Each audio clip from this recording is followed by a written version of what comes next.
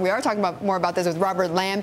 He's an expert on strategic management and competitive strategy, also professor of management and organizations at the NYU Stern School of Business. And Robert, I mean, what do you make of this? Is Hayward becoming more of a liability to BP than an asset at this point? Yes. He is, through this entire period, made wrong decisions,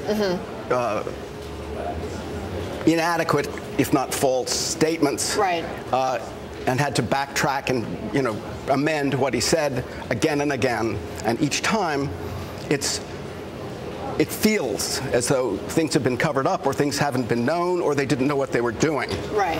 And particularly for Hayward, you said the biggest mistake was in the beginning. He said, look, BP has all the tools necessary to fight this. And then later on, he's admitted that we don't have the tools. Right, exactly. Would you say by far that is the biggest mistake that he made? That is the biggest mistake. But along with that, they've had problems with this well and problems in general over the past 6 months that they knew about with this well, that they basically pushed under a rug. There were investigations by them, investigations by others, looking at problems that they were having through the entire period from February, April, through March. Right. So almost as if they were negligent. Budget. Yeah. Yeah, so they were pushing it. They were trying to make this thing work.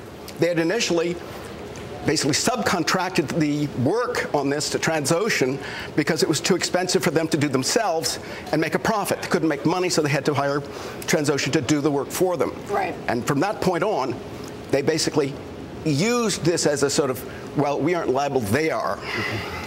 Now, question: when based upon your experience, your research, when an executive like Hayward is in this position where he's starting to backtrack now, even going so far as to say, "I want my life back," is that past the point of no return? I mean, can Tony Hayward recuperate? Yes, salvage his reputation. Yeah, salvage. Yeah. Only if the board really is behind him, and since he only has 5 sort of guaranteed backers on the board, the others may think this is too much, really, to go along with. And especially if there are 4 other executive members who, in theory, could take his spot, right? I mean, they've come up through the ranks, so it's almost like there's competition from your own guys. Absolutely. Yeah, and Adam, I thought it was interesting because when you mentioned, the there are basically 4 internal candidates because they're on the board, but you also wonder whether or not at this point for BP it would make sense for them to bring somebody from the outside. Would that give investors and the public a better sense that BP is doing something right? It could if that person had credibility, if that person had oil experience, not if that person simply was out of left field. Right.